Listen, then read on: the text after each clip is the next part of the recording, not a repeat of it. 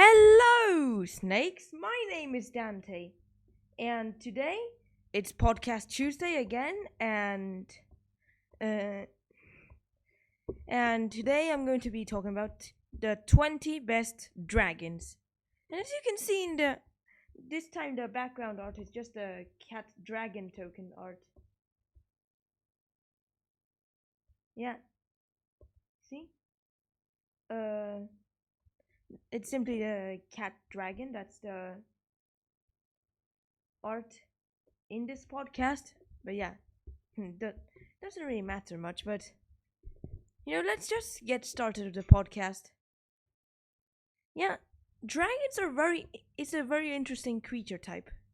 Yeah, it's a creature type I never talked about before, and yeah, let's just talk about them now. Starting off with number 20.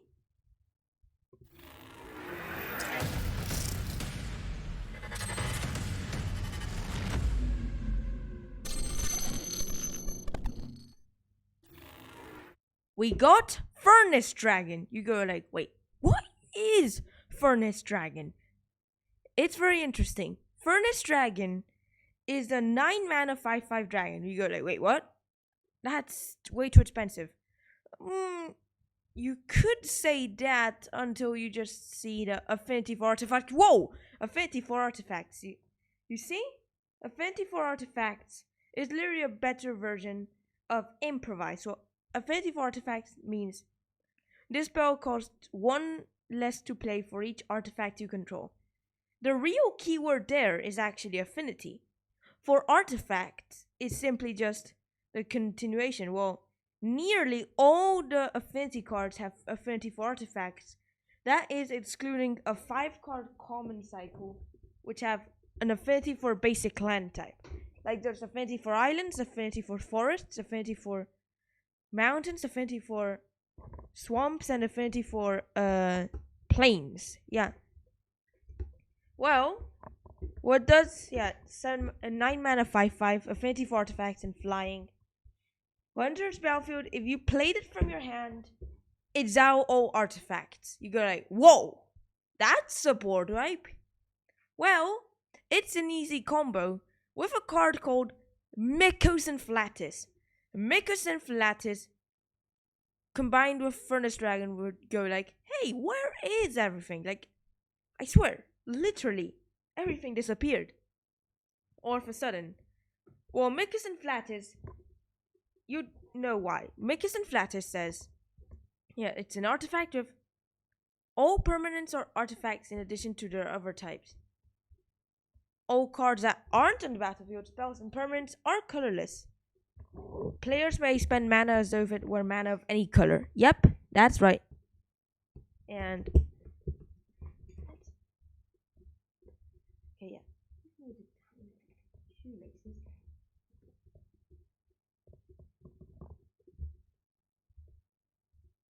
Well, yeah, Mycos and Flatus is a really good card. Usually is used to set up many combos, like Karn Lattice combo is like literally you completely lock down the opponent. And there's also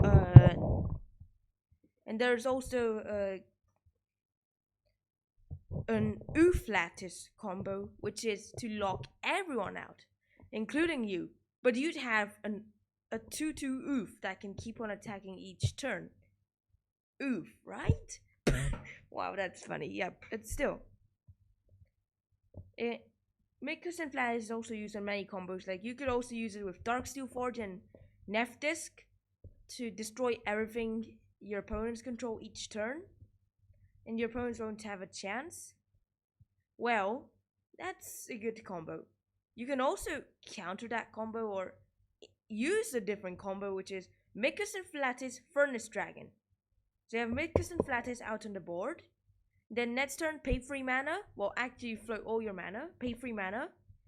Furnace Dragon, exile all artifacts, meaning you basically Apocalypse for 3 mana without discarding your hand. You have to, and well, yeah, you tapped all your mana, but yeah, you would have floated mana to cast some more stuff. Yeah, does everything. Really good. It's a really good card.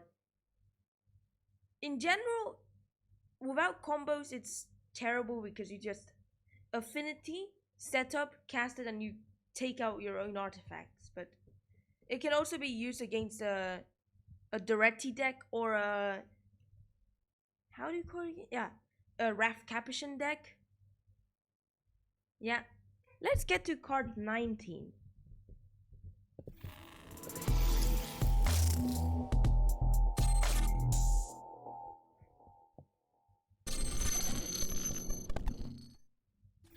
We got Slumbering Dragon. You are like, wait, Slumbering Dragon? What is that? Well, yeah, Slumbering Dragon is literally a 1 mana free dragon. Wait. You go like, wait, hang on. A 1 mana free dragon? I did not know that even existed. Well, yeah. Now you know it existed. Well, yeah. And it has flying. Wow. The only problem there is it can't attack or block unless if it has 5 or more +1/+1 counters on it. But when a creature attacks you or a planeswalker you control, put a +1/+1 counter on Slumbering Dragon. That's the catch. That's how it gets the counters there. You like, even when it awakens, it can still grow. Like, it's kind of like a red prison something. It's strange that it's not played in mono red prison decks or red lockdown decks. More of a commander card. Although nobody really plays it like Furnace Dragon, but it's not just power I'm just talking about. It's also underratedness. Like, literally, how some cards are good without people noticing, or how cards are terrible and people think the opposite. Like seriously, you'd realize how bad Udvara Dragon is, like, without even noticing. Like, you go like, hey, that's awesome, but then you just realize it's terrible when compared to the Locust God army of 1/1 insects that can simply chump block the dragons without, well, hang on a moment. Yeah. Without you even noticing. That's the thing. And I don't always talk about good cards. I also talk about underrated cards, which, yes, they are good cards, but simply they are much better than what people think they are. Like Slumbering Dragon. No one really notices its power and potential it could have in Commander. Even sometimes other formats, but mostly Commander. Like, with a Slumbering Dragon on the field, many people would stick to attacking each other, but not attack you. So yeah, it's actually really good. You should notice that. Because when it awakens, it becomes an 8/8 that can simply just wipe out some players and stuff. And even when it awakens, it still grows. You don't know how fast this grows because it's kind of like the Beastmaster's Ascension, which triggers for each creature that attacks, not just for each attack you do. Oh yeah, well, Slumbering Dragon is a similar case. Let's get to card 18.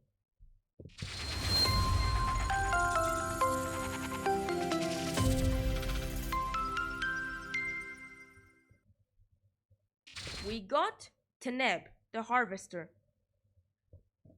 Teneb is like a graveyard stealer card, really. Like, it's a 6 mana 6/6 legendary dragon with flying, and whenever Teneb deals combat damage to a player, you may pay 3 mana to take a creature from any graveyard onto battlefield under your control.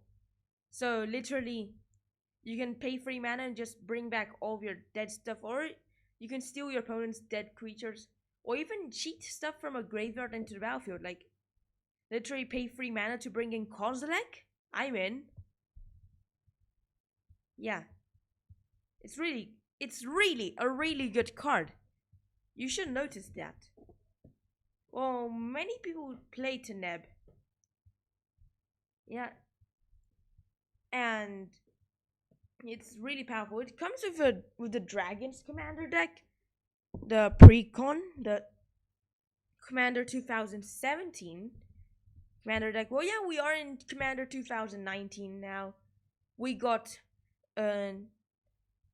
simply new commanders like Amorph, Madness. Like Commander 2019 doesn't really have a theme. Like the original Commander, well, of course, it didn't really have a theme because it was the original Commander. Then the next Commander was 3 color commanders. That was Commander 2013. Commander 2014 was 1 color commanders and planeswalkers. That was the 2014 theme. Was it both or was it just one or the other? Or was it monocolor commanders or both planeswalker and monocolor commander themes? Commander 2015 was 2 color commanders. 2016 was 4 color commanders. 2017 was tribal commanders. 2018 was planeswalker commanders. And now 2019. What is the theme? Literally, what is the theme? I don't know. Ask Watsy, not me.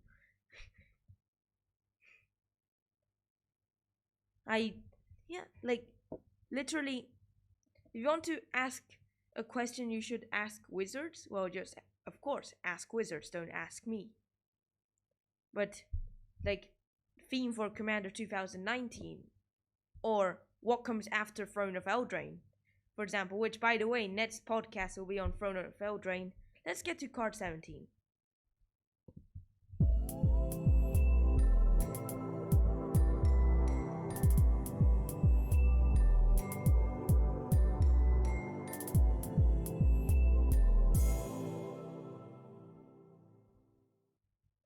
Fun fact.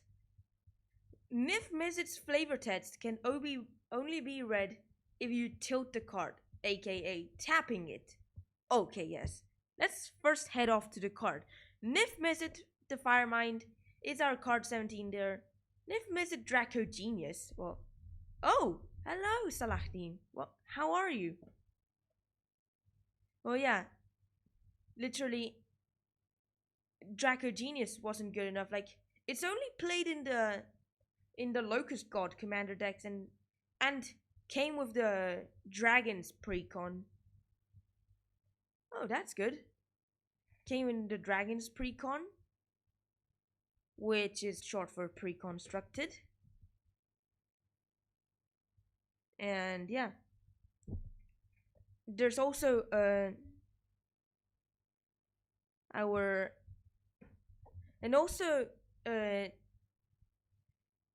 thing is that also niv-mizz Reborn isn't in this podcast either, because everyone knows Firemind and Parun are much better than Reborn and Draco Genius because, well, yes,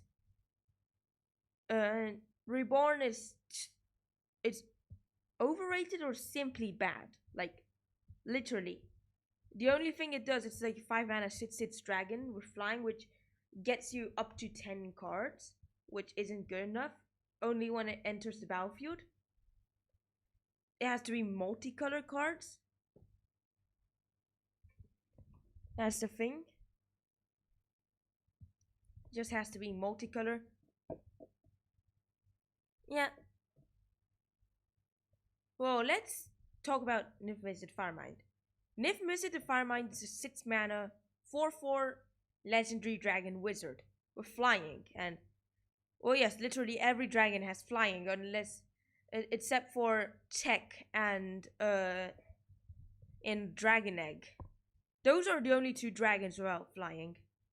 Oh, and Elder Landworm. Talk show? More of a podcast, actually. I do it every Tuesday. Yeah.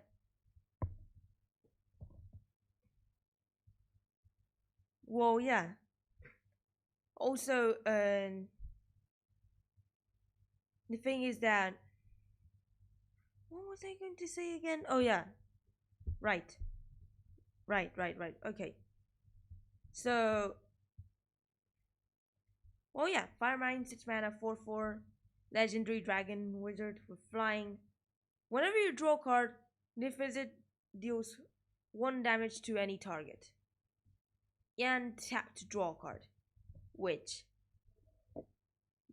it's kind of like the opposite of niv-mizz Draco Genius, which when it deals damage to the opponent, you draw a card, and for Izzet, you deal 1 damage to any target.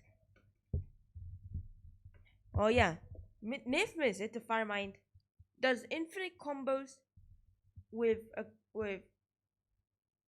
curiosity or the green time shift.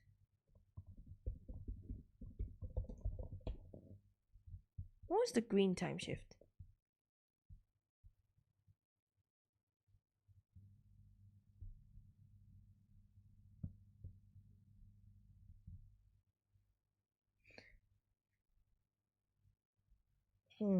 The curiosity.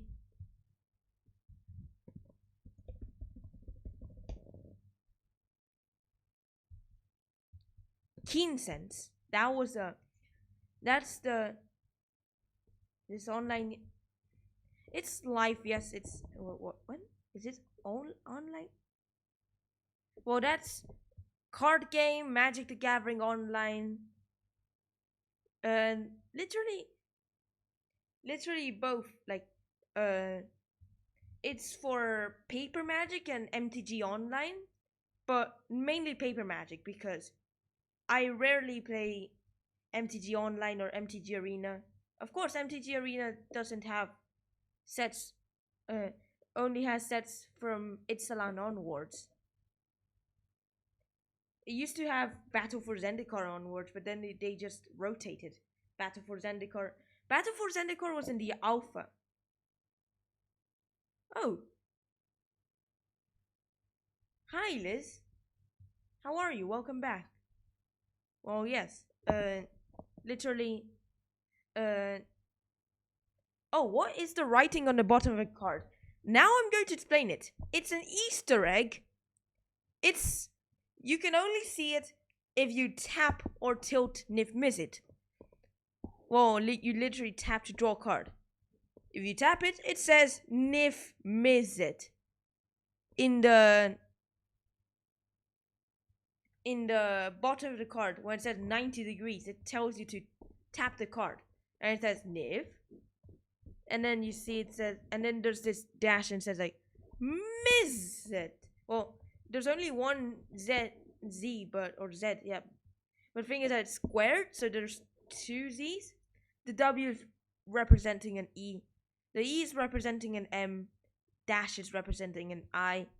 And then it says 90 degrees tilted, and it says T equals 1.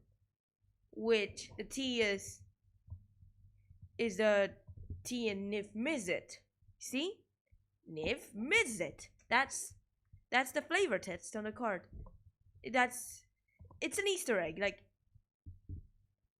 Like a friend told me that, and yep, he was right. It is actually the Easter egg.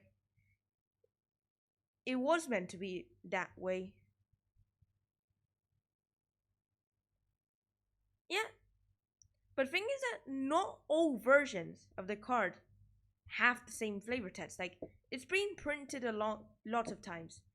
niv-mizz. There's like one printing which had a different flavor text, and there's the Commander 2017 printing, which literally appears in the Wizards Commander deck. It doesn't have the flavor text, and that's the only niv-mizz I have. The one from Commander 2017. No flavor text. Why? Not even the simple flavor text. Like, my favorite flavor text is the tap niv-mizz, so So it shows niv-mizz flavor text. Yeah.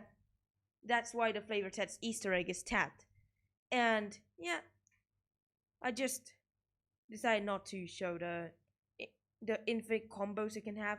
You can also use it with Swans of Brynagral to draw out your whole deck, but why would you do that unless you have an Omniscience or something? You could also even use it with the Locust God to produce lots of insects. Combine it also with Perforos or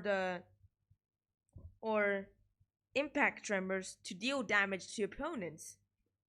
Yeah. I once managed to infinite combo with niv-mizz and an opponent's Swan of Brynagral, which literally the Locust God Commander deck itself doesn't use any infinite combos. But I managed to go infinite. Well, it nearly happened. Yeah, to go infinite with an opponent's card. It was countered by an Omniscience after card 6, which I drew 6 cards and then someone Cyclonic Rifted Overload while happened the combo. No, it wasn't Overload. It was just normal Cyclonic Rift targeting niv-mizz. So he had to bounce niv-mizz back to my hand, and yeah. It can happen sometimes, where you're trying to go infinite and all of a sudden someone counters it with a Cyclonic Rift. Yeah. It's kind of lucky when that happens. Let's get to card 16 though.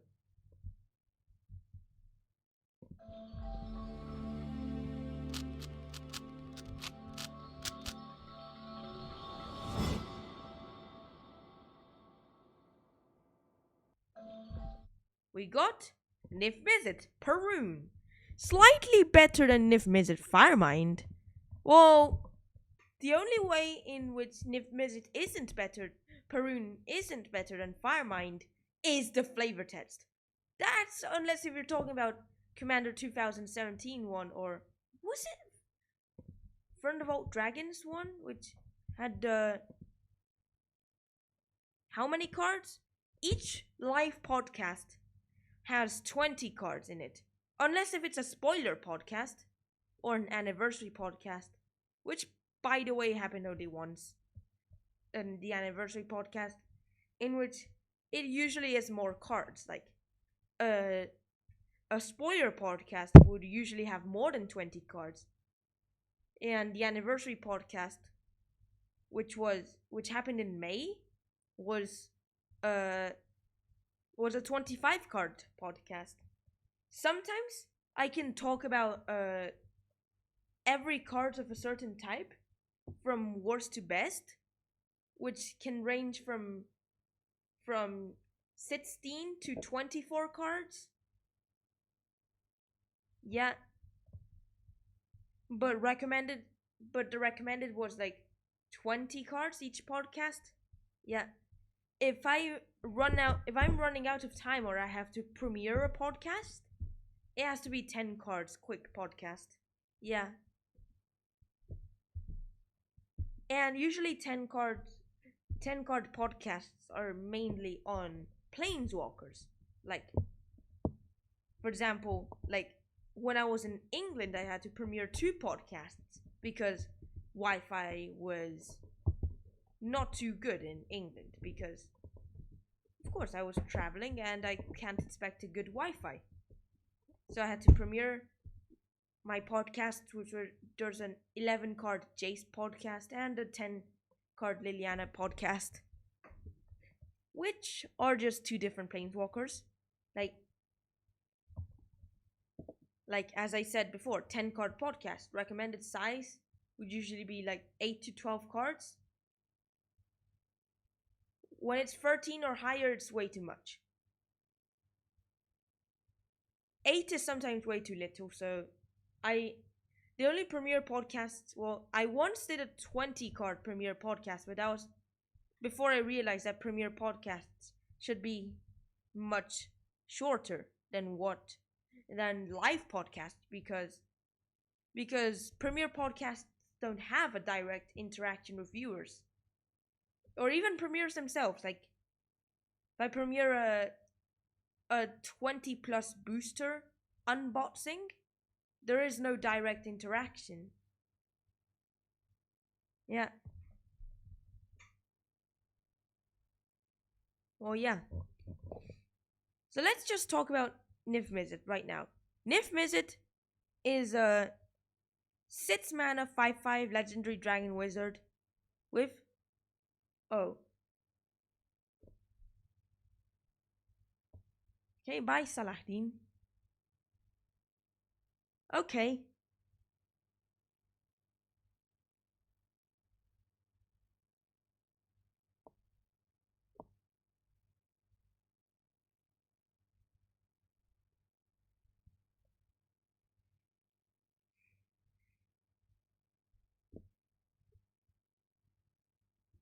Okay. So yeah, it can't be countered. Flying. Whenever you draw a card. Oh, one. Okay. Yeah, one thing. Fine.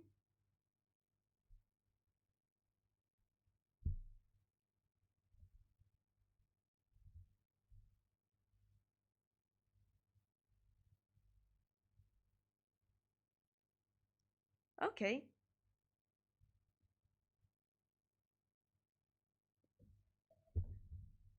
Yep. Remember to do that.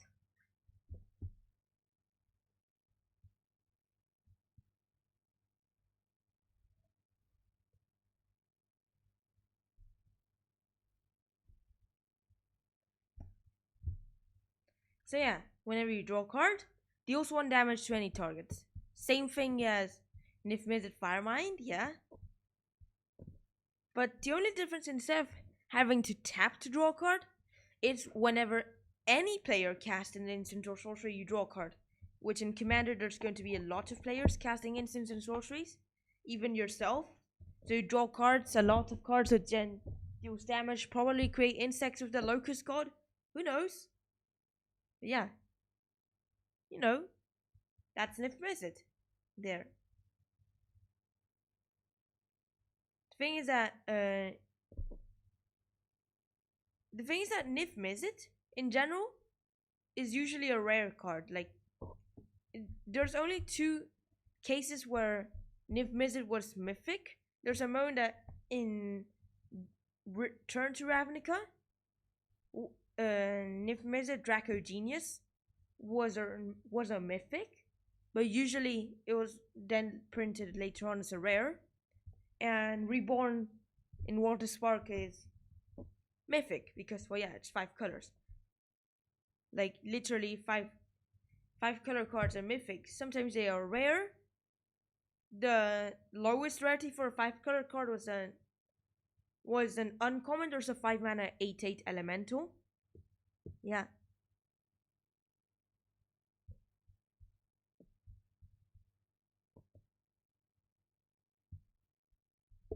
Well, yeah, let's get to card 15.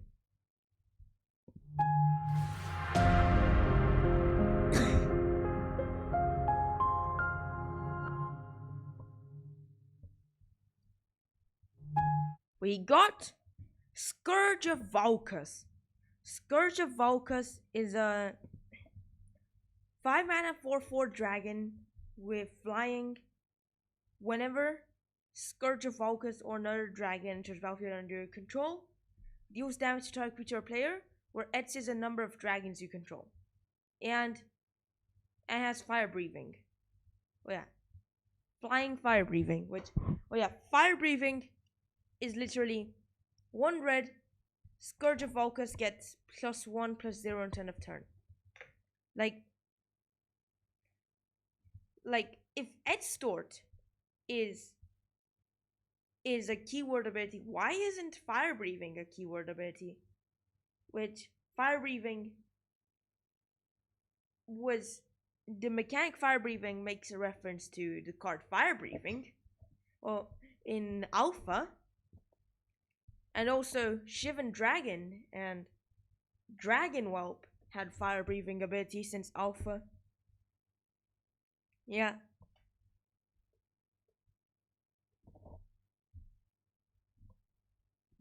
Yeah. And there's also an enchantment which is similar to Scourge of Valkas, which was printed in Dragons of Tarkir originally, but then reprinted in Commander 2017 and in Iconic Masters, which is a 2-mana enchantment. Whenever a creature with flying enters battlefield under your control, it gains haste on turn of turn. Whenever a dragon enters battlefield under your control, it deals X damage to target creature to any target, literally, where X is the number of dragons you control. Like literally Scourge of Valkas, but in enchantment form.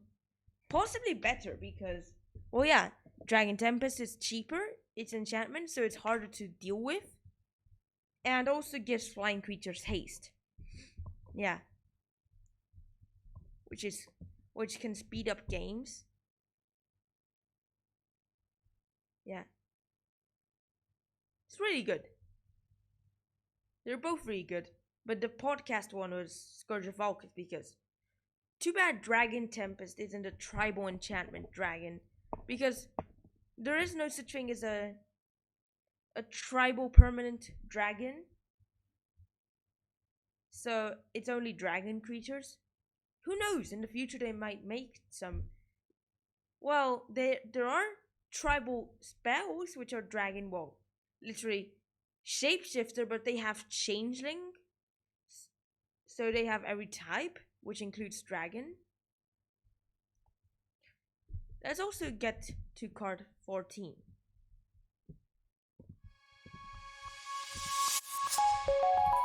RenderForest.com.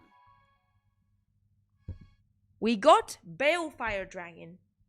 You're like, what is Balefire Dragon? Well, Balefire Dragon, it was also in Ultimate Masters as a mythic and a bot stopper even. Originally from Innistrad.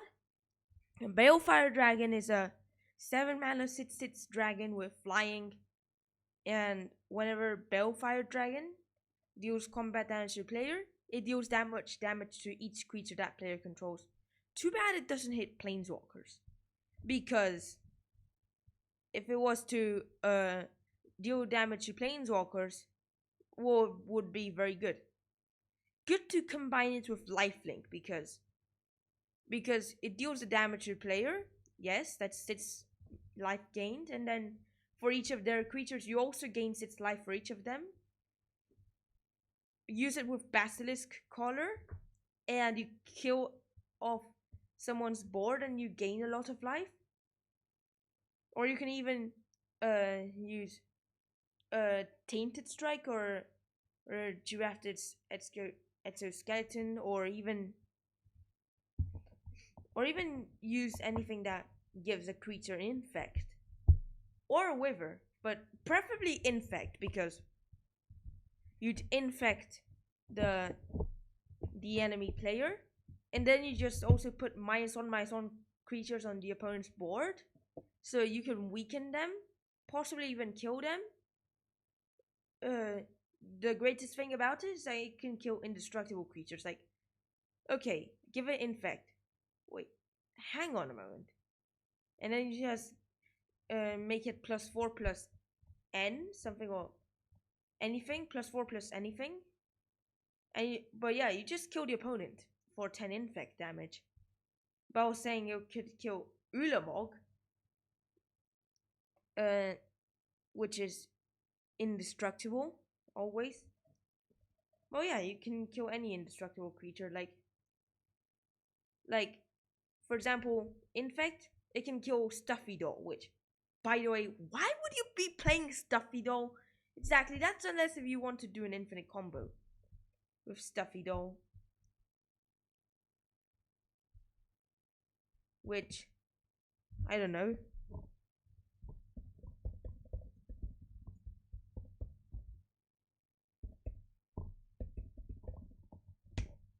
Which,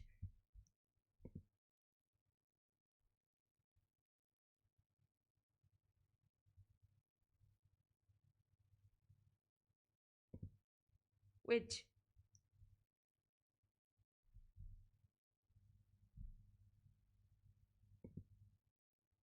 well, yeah, there is an infinite combo. Yeah. Or you can even use it with simply damage effects. Like, you could even use it like with a Blasphemous Act. When you like deal 13 damage to each creature, everything else would die, and you deal 13 to an opponent. And also thing is that you could also use like Shivan Meteor, what's it called? Or into the maw of the what was the final word? Was it like I don't remember, but yeah, like you could destroy an opponent's land and then deal 13 damage to the Stuffy Doll, and then or like with Shivan Meteor deal 13 damage to the Stuffy Doll and then just deal 13 damage to an opponent. Wow.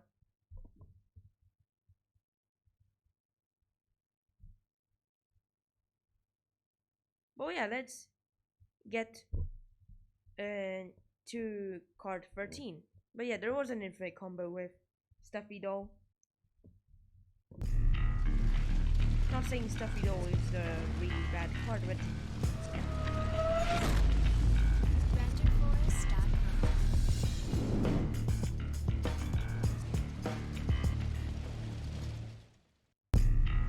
we got Scourge of the Throne. Scourge of the Throne is a 6-mana 5/5 dragon with flying dethrone, and when he attacks for the first time each turn, if it triggers dethrone, untap all attacking creatures. After this phase, there's an additional combat phase. Nope, not followed by an additional main phase. It's simply just an additional combat phase. Mainly cards would follow up with an additional main phase, but not this one. That's the thing. Not all cards are the same. Also, a good thing is that it untaps all attacking creatures, not all creatures or non-land permanents you control. So, if you're in a team game like a 2v2 or two-headed giant, two-head giant is when multiple people will be attacking at the same time. Or even just arch enemy, which is going to be 3 players taking turns at the same time, and then just 1 player trying to destroy all 3 of them. Well, yeah, Scourge of the Throne can support for all of the attacking players, not just your own field. Yeah, really good. And it's much more powerful than Hellkite Charger. Wait, hang on.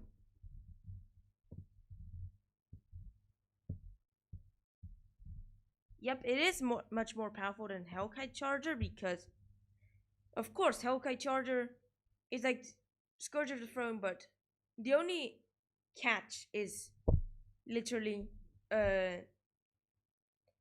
is that on Scourge of the Throne is that it has to trigger dethrone. So if you're the one of the most life, it can't work, or you're forced to attack a certain player with Scourge of the Throne.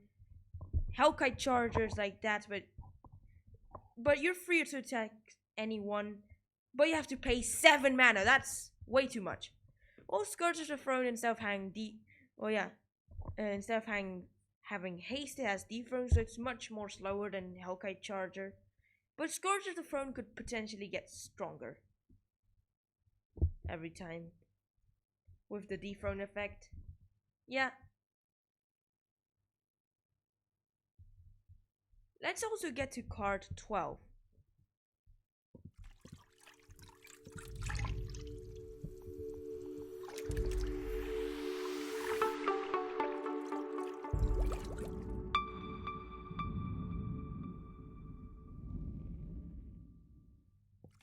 we got the Kamigawa Star Cycle, should I call it like that? Call it whatever you like, the cycle.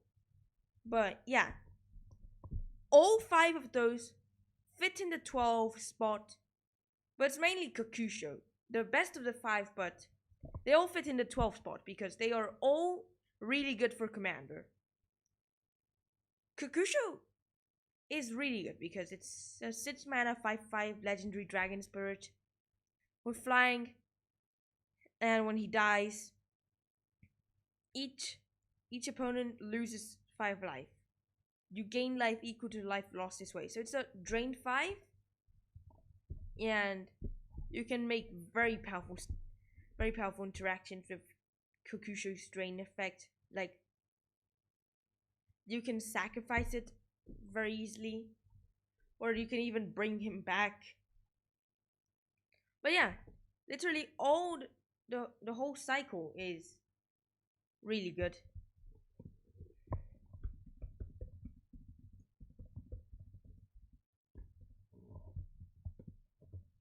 Or you can call it the Kamigawa Dragon cycle.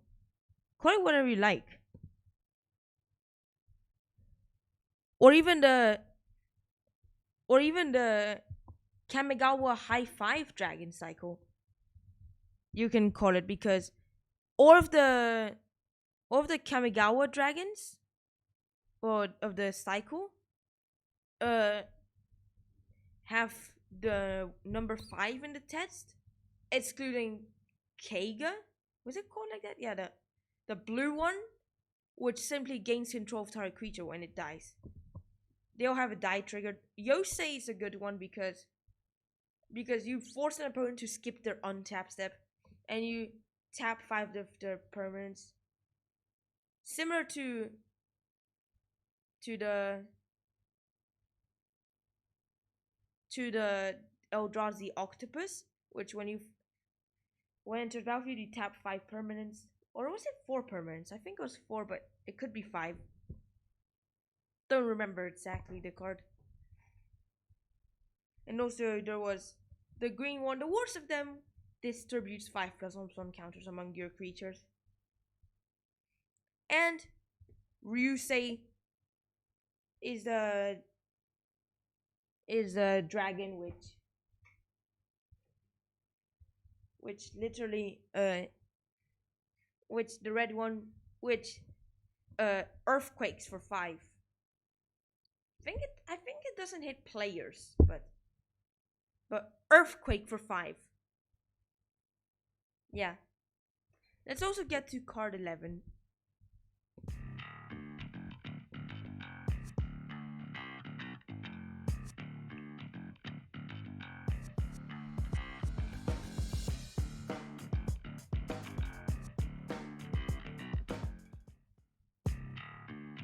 We got Hellkite Tyrant.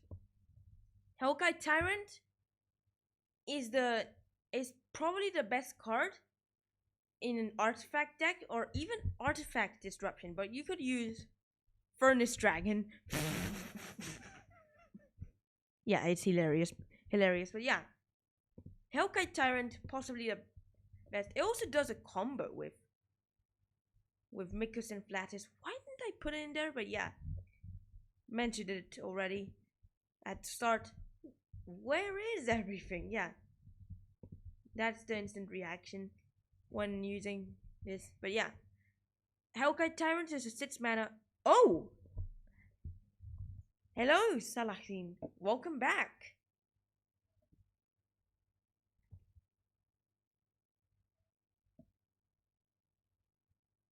Well, in case if you want to know what you missed, it's the Dragon Cycle, Scourge of the Throne, Balefire Dragon, and Scourge of Valkas. Now I'm just talking about the Hellkite Tyrant. But yeah,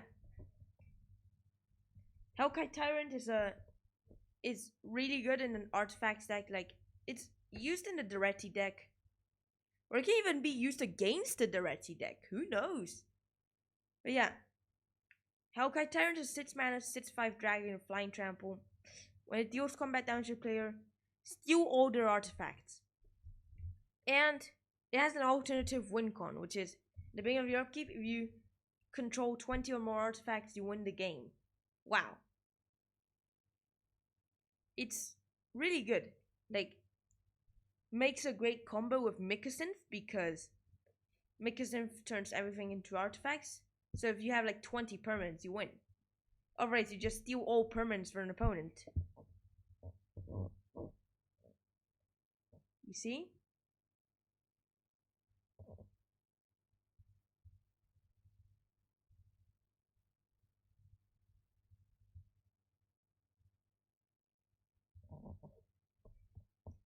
Yeah.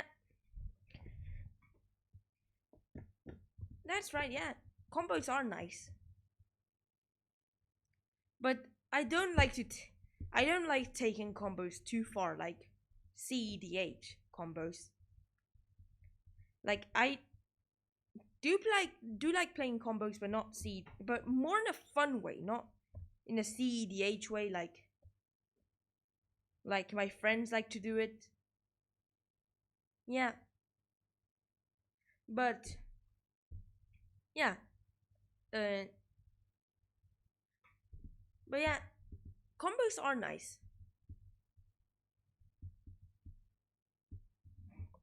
Let's get to card 10.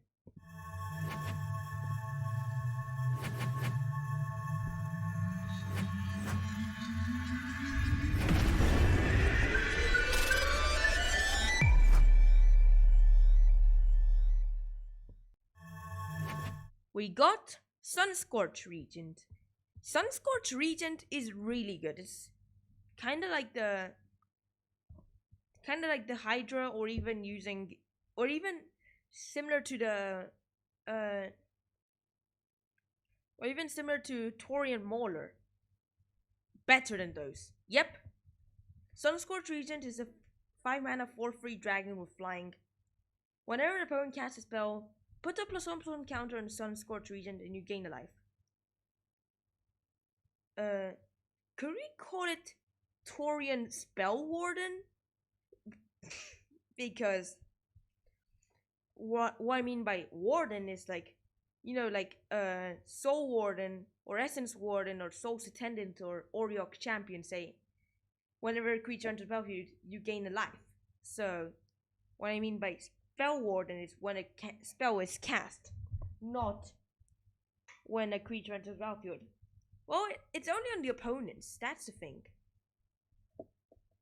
And Torian, as in, it grows when an opponent's cast spells, like Torian Mauler does that. Which, by the way, Torian Mauler is a dragon, and I did not include it in the podcast just because it's a changeling. If I was to include changelings in the podcast, well, changelings will be stealing their spots. Like for example, Torian Mauler would steal Furnace Dragon's spot, or even Unsettled Mariner could even potentially replace Slumbering Dragon in this podcast. They're not really dragons. Well, yes, they are, but the thing is that they aren't like actual dragons. They're everything, which includes dragons, but not quite. Like in the Allies podcast or the Eldrazi podcast I excluded changelings because it's not fair, really. Same with the Snakes podcast I did. Any tribal podcast, I exclude changelings. Unless if it's a shapeshifter podcast. Which, well, yes, there is one, well, really two creatures with changeling which aren't actually shapeshifters. Well, yes, they are due to changeling, but not in the creature type section. Like Mistform Ultimus was it called like that? Yeah. And Dr. Jumbledorf, was it? Yeah, was it like that? They aren't shapeshifters to creature type. Like Mistform Ultimus was an illusion, and well, yeah, the other one was just silver bordered, but it didn't even have a creature type in the creature type section. But yeah. By the way, SunScorch Regent is a really good card. Yeah. They are really, it is really good. It can regenerate you in cases when you are in low HP, and even grow to start attacking players or even successfully defend. Yeah.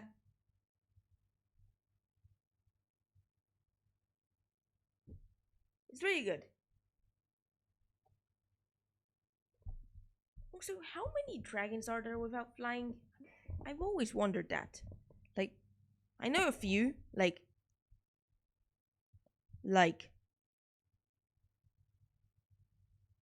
there are a few.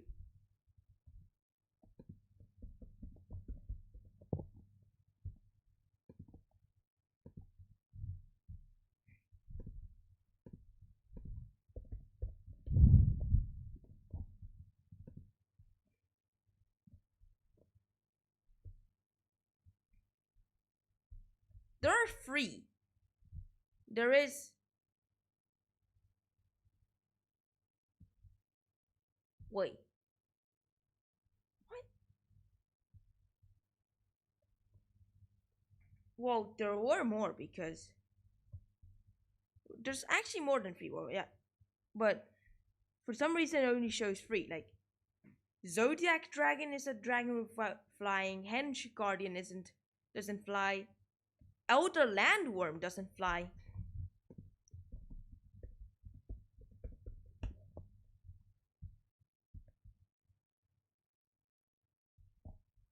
Dragon Egg? Oh wait. Yeah, Dragon Egg.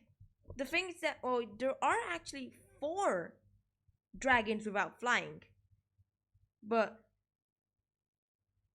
the thing is that Dragon Egg was not included in the search because the thing is that Dragon Egg has flying in its text but doesn't fly. That's the thing. Like, also Elder Landworm is a really terrible card. Like, literally, Elder Landworm is like literally, it's not even Elder. It's just a dragon worm, and has Defender Trample. When it blocks when it blocks, it loses Defender. So yeah, so literally, so, but still doesn't fly. Never. Zodiac Dragon doesn't fly, and Zodiac Dragons. Well, yes, I only seen non-flying dragons in Magic the Gathering. Never seen any dragon that doesn't fly before. Like, yes, some dragons don't fly.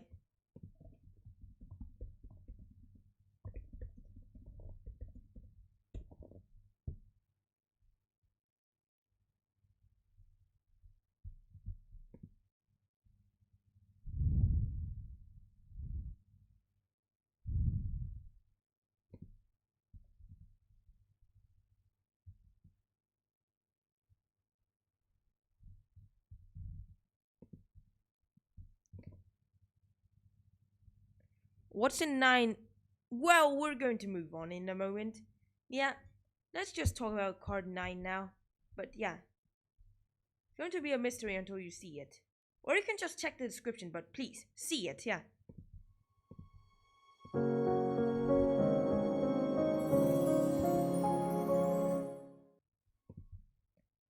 We got Steel Hellkite. Like, it's a colorless dragon. Well, yes, Draco is a colorless dragon, but it's terrible. Like Draco. The thing is that it's a 16 mana, the most expensive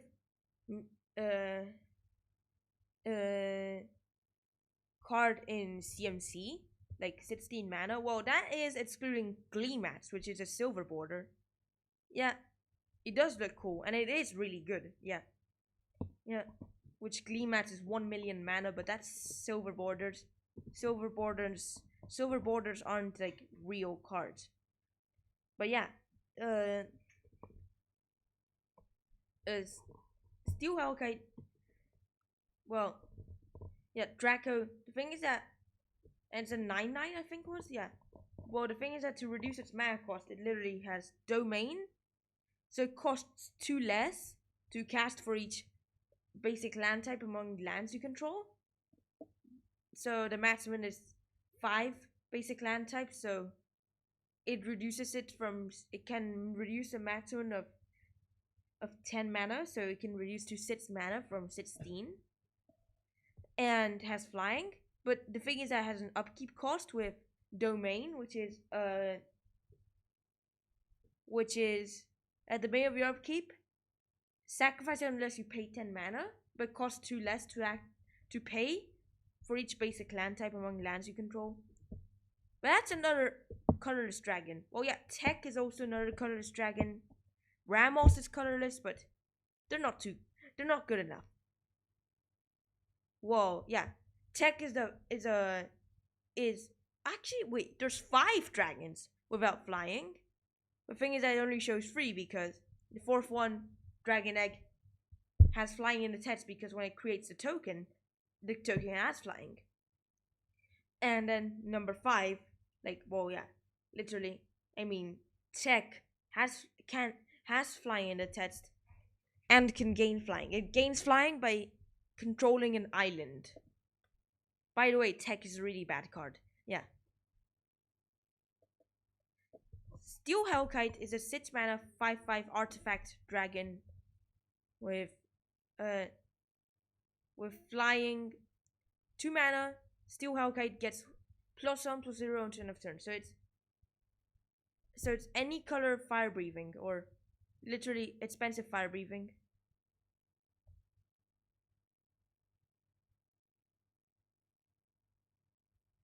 Yeah, you are right. Like, a dragon would be weak without flying. Like, Elder Landworm, terrible, no flying.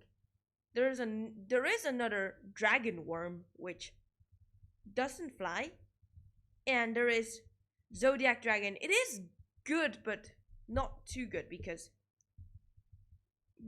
it doesn't have flying. And what you used to say is that when it hits the graveyard, you put in your hand. But now it's only when he dies you put in your hand, not when it hits the graveyard from anywhere.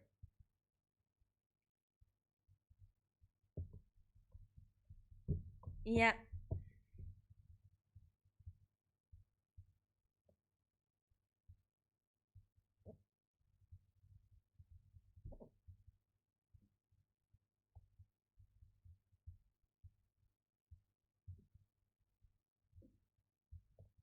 Yeah. Well, of course, flying dragons are much better, but also Dragon Egg isn't really that bad because Dragon Egg Dragon Egg, it is an egg, and there is a new commander which interacts with eggs, which is, well, it's part of the Geared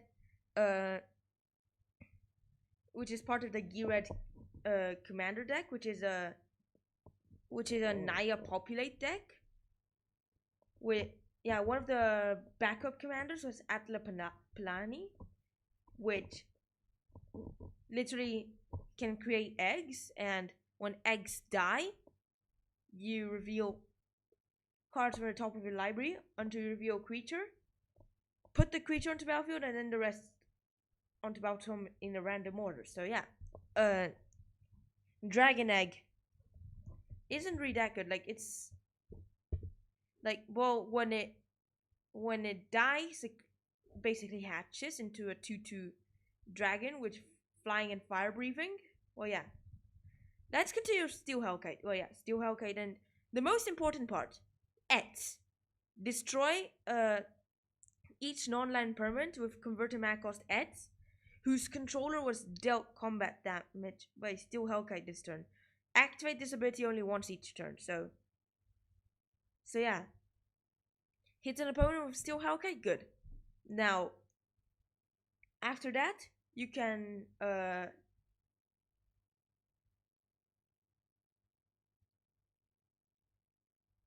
yeah, and then you just pay any cost, and then you just wipe that player's board with a certain cost. You could have used even extra combat phases to then attack other opponents with Steel Hellkite, which you can do that with the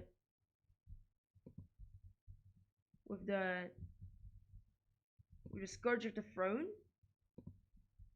and then you can activate the X and hit multiple players with the effect. Of course, flying dragons are much better than non-flying dragons. Well, yeah, Tech initially doesn't fly, but it can gain flying with an island. Anyway, who would play Plummet in Commander? Well, yes, there are dragons in Standard. Like, you could play niv-mizz, but still, why would you play a flying removal in Standard? Like, you rarely play Plummet in Standard or Pierce the Skies, or even there was this card which puts flying onto the bottom of the library. So why would you do those flying? Why would you play flying removals in Standard? Doesn't make sense. Why would you even play it in any format? Well, you can play them in Sealed. They are really powerful in Sealed, especially M20 Sealed, because there's a lot of flying creatures, and flying is really powerful. Yeah. But still, let's get to card 8. The Golden 8.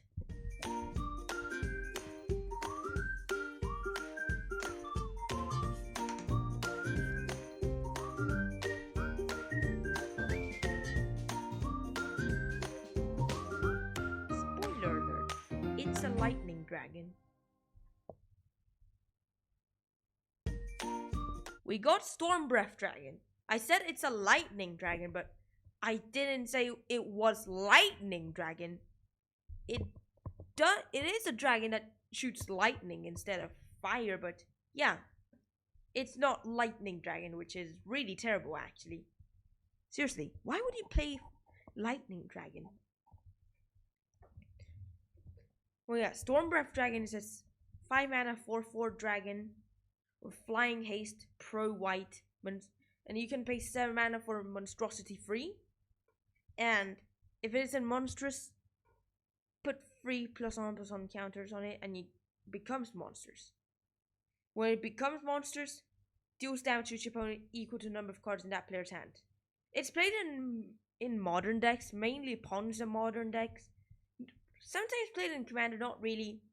It's the ultimate win condition against Locust God, because, well, yeah, Locust God draws a bunch of cards and gets a lot of insects. Monstrosity on, so you make Stormbreath Dragon monstrous, and then you just lightning type. There is no such thing as lightning type in Magic the Gathering. There's only 5 colors: red, white, blue, green, black. Yeah. Anyway, many red cards also use like lightning bolt, lightning strike, wizard's lightning, shock. Isn't it shocking? Yeah.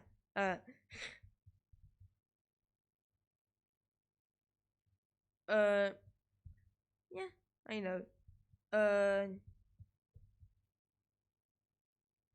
What else? Rift Bolt is also lightning. Or electric at least. Yeah, I know. Pokemon is cool, but Magic the Gathering is much better. Yeah.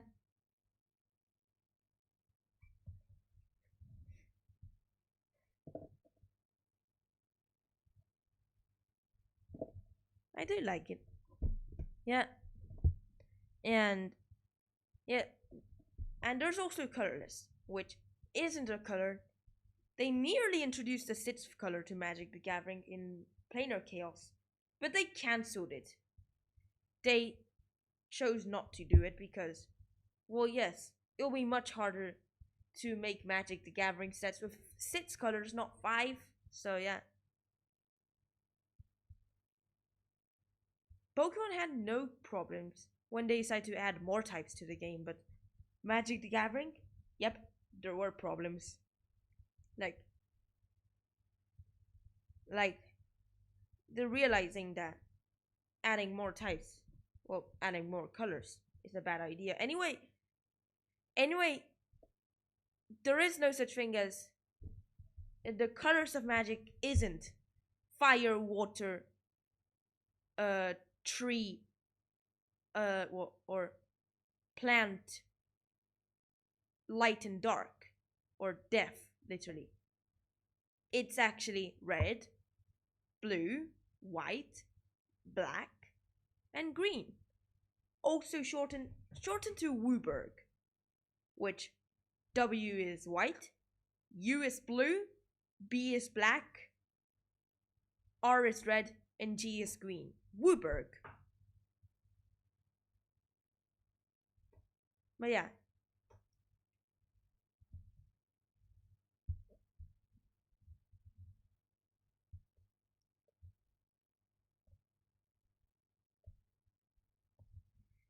Yeah. Let's get to card 7. Simply 7.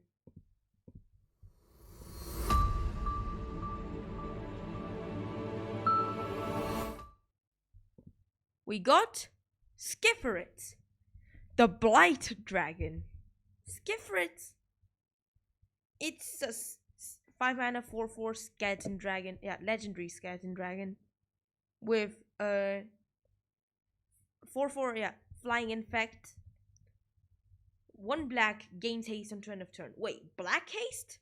Well, red isn't the only color that can give haste. There's like nearly every color can give haste. Like black can get haste. White can sometimes gain haste. Green can gain haste. Blue doesn't gain haste. There was white cards that had haste. And for 2 mana, regenerates Skithyrix. So if he would die, he can just regenerate for 2 mana. Good. And infect to wipe out opponents in 3 turns. Well, 3 strikes, and you hit, and you destroy an opponent with Skithyrix. It's really good. It's also a good mono black commander, but Haunt of Hightower is a better mono black commander, in my opinion. Yeah. But of course, you can have your own opinion. Like there's like mono black Skithyrix or mono black Yeheni or mono black Creek or even mono black King Makar. Yeah. Mono black Obnixilis. Any of the Obnixilises. Not the new one, of course, but or the Battle for Zendikar one, but yeah, any of the Obnixilis. Well, there's 3 commander Obnixilises, but there's 5 in the whole game. Because there's 3 Planeswalker Obnixilis and 2 normal. And 2 legendary creature Obnixilis. Which legendary creature is Obnixilis Unshackled and Obnixilis Fallen. There was a Planeswalker Commander Obnixilis, which was from 2014. And 2 Planeswalker Obnixilis is normal. One in Waterspark and another one in Battle for Zendikar.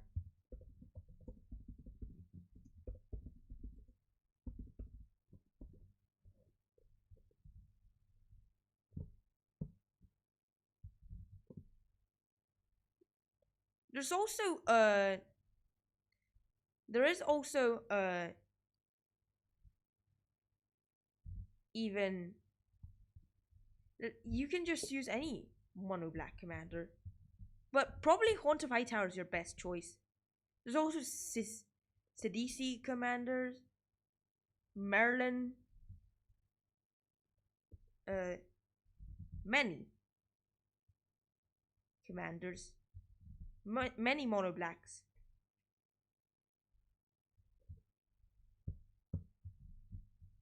But yeah, Quantify Towers, the best one.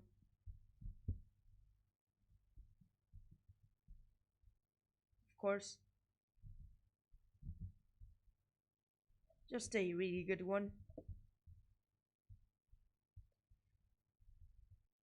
There's actually Yargo commander decks, but what's the Earth Dragon or what's my dragon? The Earth Dragon is just a really powerful dragon, higher than the Elder Dragons. Yeah, don't really know much about the Earth Dragon and the Elder Dragon story, but yeah, it's like the only dragon that's superior to the Elder Dragons on Dominaria, of course, because it might be different to the Tarkir Elder Dragons, which are the Dragon Lords. But yeah, there's also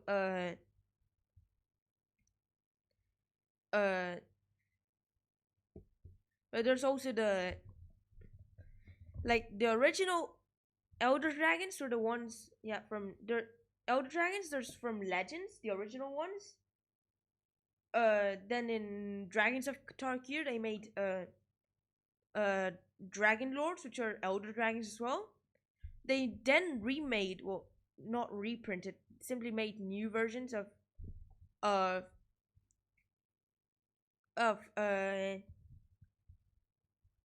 Elder Dragons in M19. But yeah, there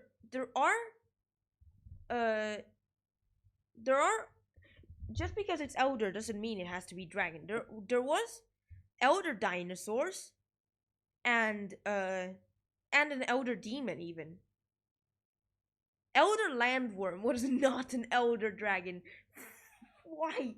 Maybe it's not the landworm that's, maybe the worm isn't elder. It's the land that's elder. I don't know. Don't ask me. Ask wizards. Let's get to card sits.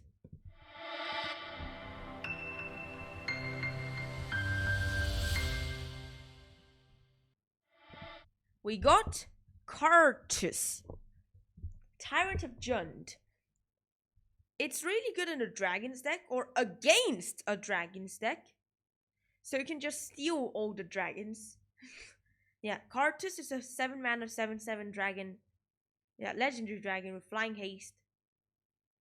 When he enters battlefield, steal all dragons, then untap all dragons. Other dragon creatures you control have haste. So yeah. So you can, in your dragon's deck, your dragons can go much faster, but you can also use Dragon Tempest for that. But if you're playing Zodiac Dragon, well, there is a difference between Karrthus and Dragon Tempest. So, because of course Zodiac Dragon doesn't fly. Yeah, it's one of the few non-flying dragons. Yeah, and there's also, and they can untap all the dragons if they were all tapped or something, or tagged even, and just steal all the dragons. So it can disrupt the dragon's deck.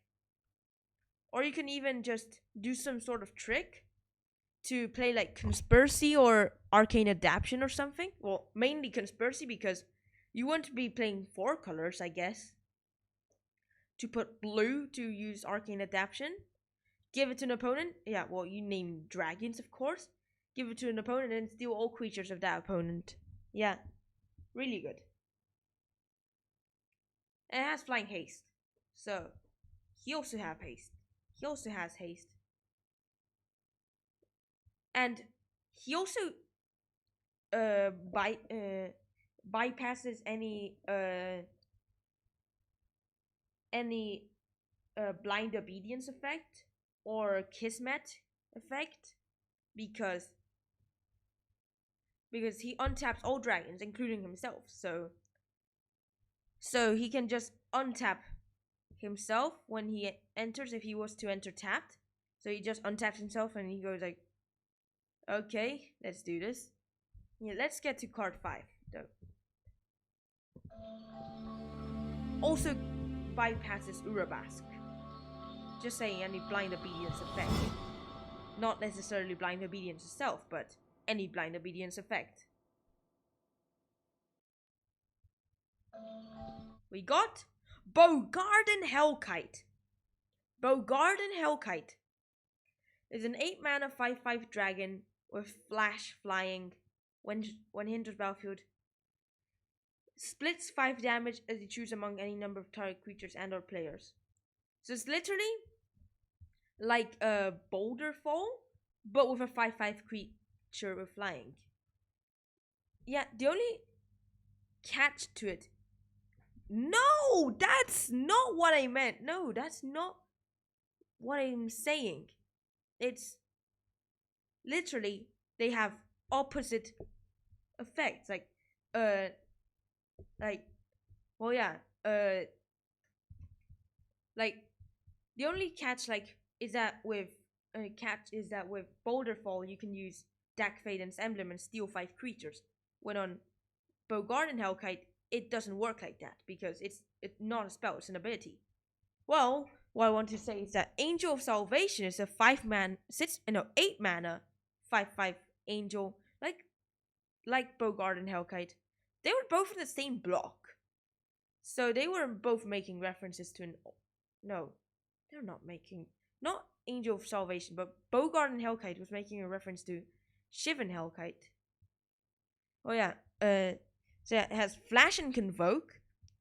Bogardan Hellkite doesn't have Convoke. Yeah. It also flies, yeah. And what does battlefield? Prevent the next 5 damage that will be dealt this turn to any number of targets. Divided as you choose. Like Bogardan Hellkite, which has a similar effect. Split 5 damage. Well, Angel of Salvation split 5 preventions of damage. Yeah.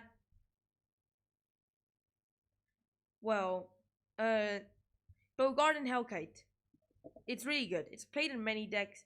Mainly is part of a combo with Dragonstorm. Like, you just need to cast 4 spells. Well, yeah, cast 3 spells and cast Dragonstorm. That's the 4th one. Search for 4 dragons. Yeah, search for Bogardan Hellkite, Bogardan Hellkite, Bogardan Hellkite, Bogardan Hellkite. Deal 20 damage to an opponent. GG. Well played. Wait, well played? That can, yeah, well played. It's always a good thing to say, but if you do this on first turn, on turn 1, which is kind of impossible to do, sometimes you might not be able to give the opponent a chance. Like, yes, you could literally go okay, City of Traitors, Lotus Petal, that's 1 spell. 2nd spell, Show and Tell, bring in Omniscience. Then just cast a 3rd spell, because you can cast it for free. Cast 4th spell, Dragonstorm. Search for Bogardan. Deal 20 damage to opponent. You kill that opponent, unless if he drops a life gain creature, anyway. Or Angel of Salvation. That could be the fail to the Bogardan Hellkite. Well, what's the fail safe? Stick to plan B. Just use Omniscience to win. Just cast 3 spells and still beat the opponent. Well, yeah. Yeah.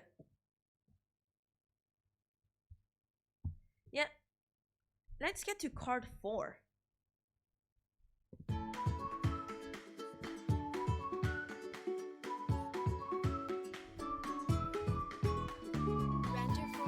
By the way, Twitch spectator, do you know that you type exclamation mark hello, the stream bot will welcome you? Well, card 4 is Scion of the Earth Dragon. Scion of the Earth Dragon is a 5 mana 4/4 dragon avatar with flying and 2 mana. Search for dragon and reveal it and put in your graveyard. If you do, he becomes a copy of that card into end of turn. Then shuffle your library. It's really good. It's a really good card. Some people are using this as the commander instead of the Earth Dragon and playing Dragon Tribal, but the thing is that strategy is different. You just use Scion of the Earth Dragon to turn into those dragons, then somehow graveyard recursion and bring them back.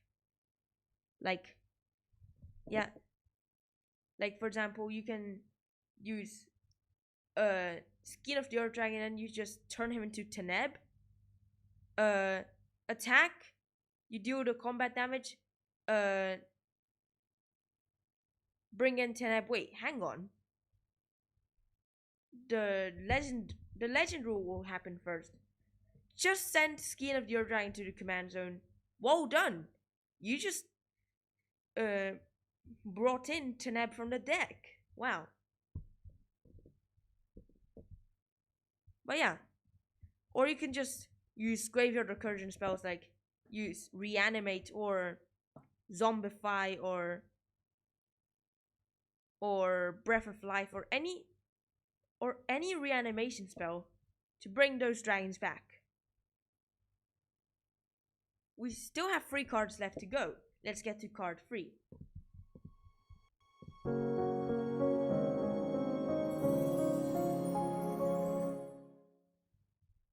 We got Dragonlord Dromoka. Yeah, remember to subscribe, of course, because remember, if you haven't already, you can just subscribe to the channel, and then really cool thing will happen, and a message will be sent on the chat, the YouTube chat, yeah, and and your name will appear. So yeah.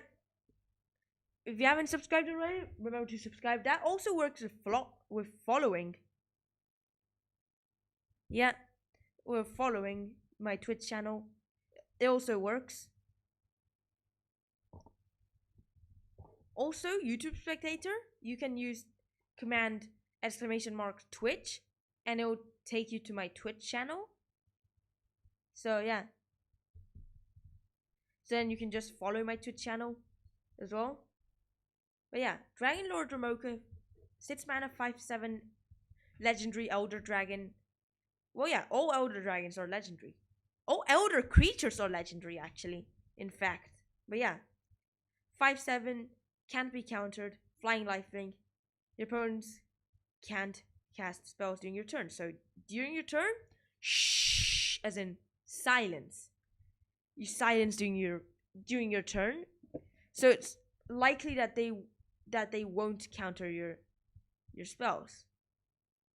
Well, there is the chance of Kozilek. There was an opponent had Dragonlord Dromoka on the battlefield, and then I could just use Kozilek countering older spells. That's why Kozilek is the best Eldrazi. That is excluding changelings. But yeah. Can't be countered, flying lifelink, your opponent can't cast spells during your turn. So yeah. It's really good. It's really good. And yeah, it's on average. Like, this was below average. Below average. On average. Below average. Below average. Below average. Below average.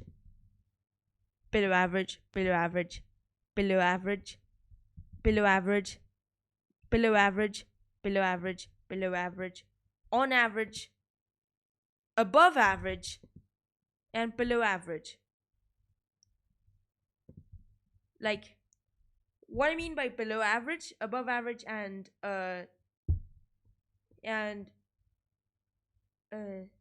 on average is in power and toughness. Like, if power and toughness matches with the mana cost, then it's on average. Like, if the total power and toughness is twice the mana cost, then it's on average. But if it's above average, but if it's above that, it's above average, because like 5/7 adds to 12, because like 5/7 can easily convert to 6/6, and 6/6 for 6 mana is on average. If you see like a one mana free, then that's above average. For example, like Slumbering Dragon, or even if you see a 6 mana 6/5 like Hellkite Tyrant, that's below average. But good cards aren't measured by below averageness or above averageness or averageness, literally. It's more the abilities. Well, that's unless if you're talking about vanilla creatures, which I did do a podcast on vanilla creatures, and the best one is Savannah Lions, because of course 1 mana 2/1 is the best. That is, the thing is that Isamaru is legendary, so unless if it really matters, it's in most cases scenario it's worse than Savannah Lions. It can't be played in Pauper, for example, but Savannah Lions can. But yeah, let's get to card 2.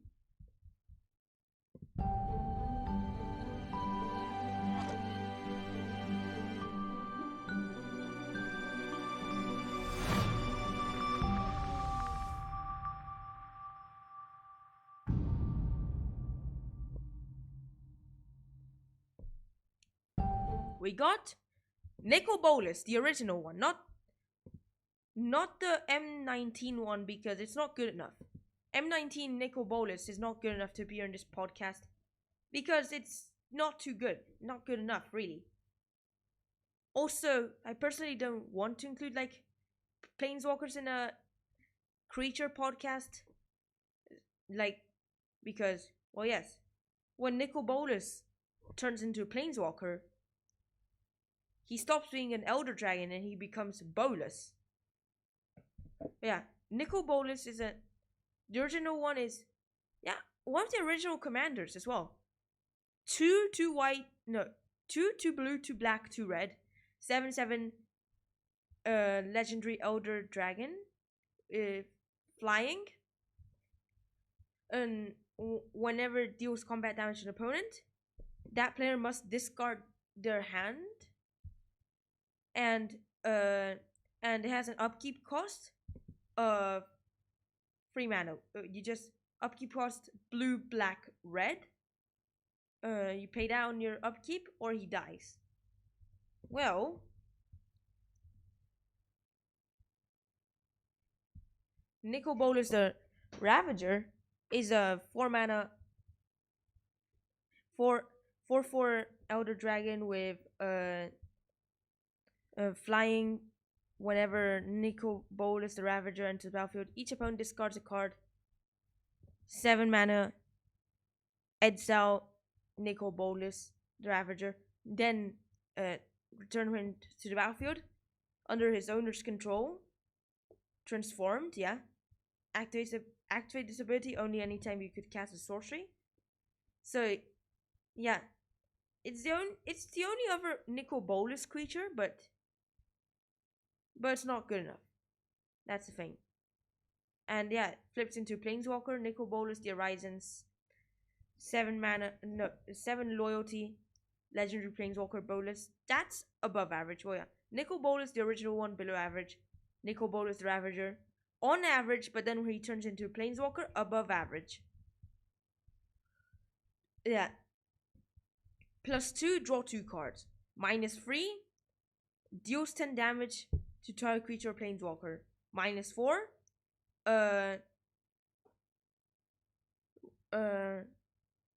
Put target creature or planeswalker card from a graveyard to battlefield under your control.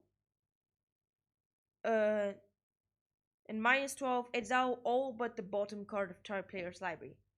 Similar to Jace the Mind Sculptor's Ultimate, but worse, because Jace the Mind Sculptor's Ultimate, the thing is that usually it exiles the entire library, but even if it doesn't, you wipe out the opponent's hand as well.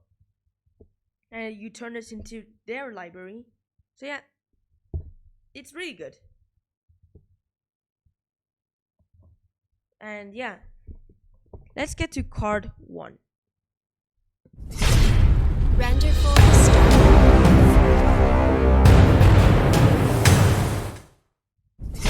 We got... Oh wait, what? I didn't even change the card. Let's replay that. Render full start.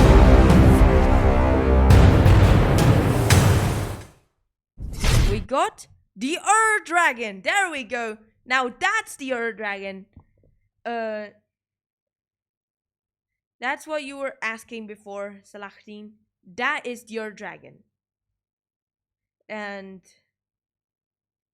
when I mentioned the Dragon in the description, it was literally the Dragon commander deck is really good.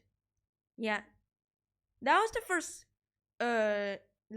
I bought all the Commander 2017 Commander decks, but the one I wanted to buy...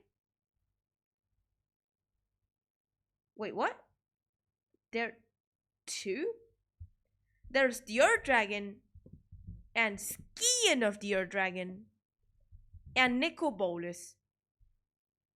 Because, well, yeah, Nicol Bolas is also the son of the Dragon, like Scion of the Dragon is. Like the older dragons from the from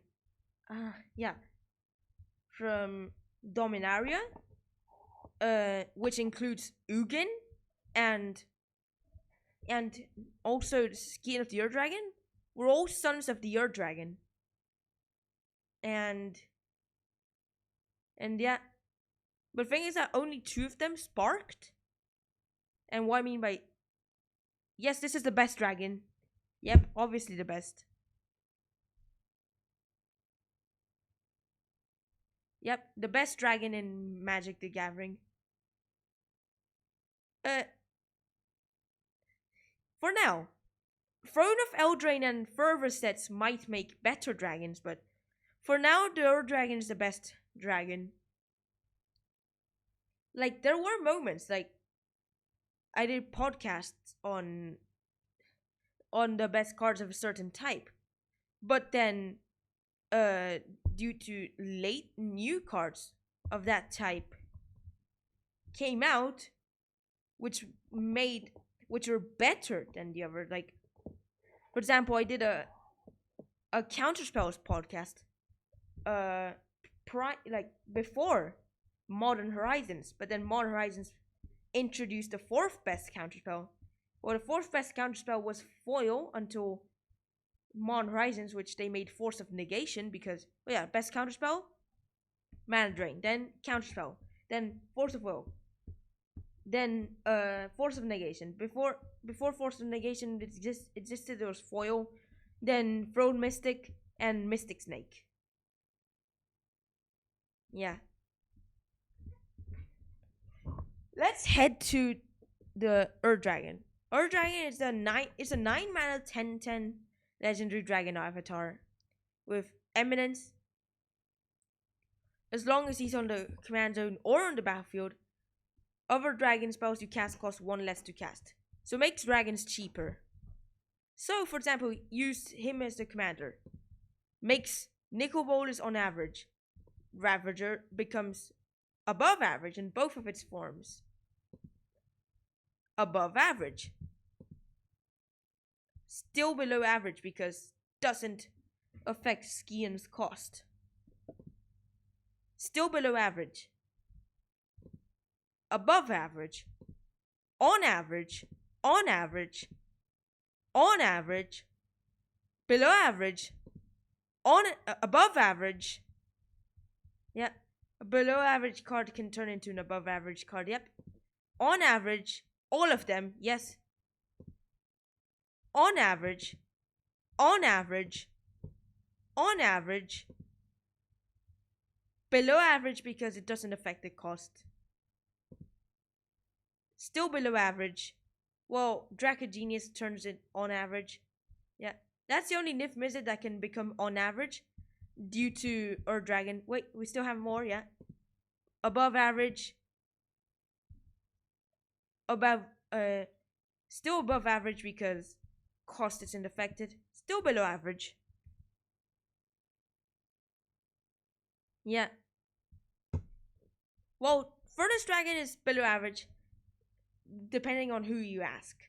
If you ask an artifact player, then that's above average because 3 mana 5/5 flying or just use combo stuff, whatever.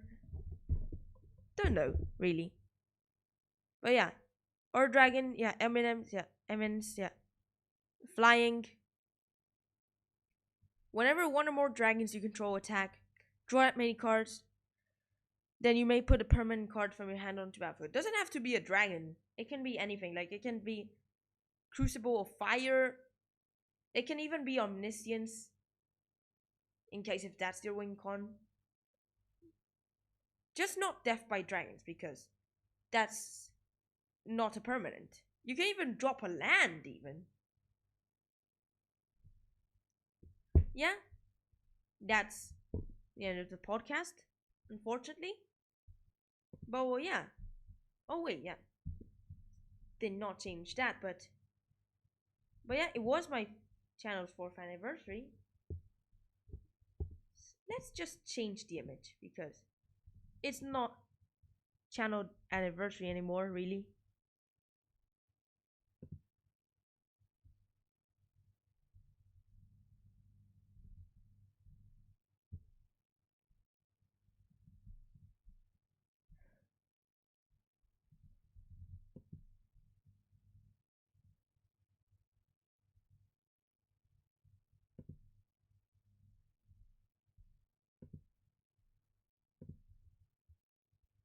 Oh wait, never mind, that's not visible. Let's just change that again. It's not visible. That's better. Because it is visible. Yeah. Oh. Okay, bye. Bye, Slafteam. But yeah. You reached the end of the podcast, so why don't you just like, subscribe, follow, and turn on notifications? If you haven't already, why don't you do that since you just reached the end of the podcast? So, well, yeah. So, yeah, that's the podcast. Remember, my podcasts are live every Tuesday, so remember to stay tuned to them. And watch my videos too.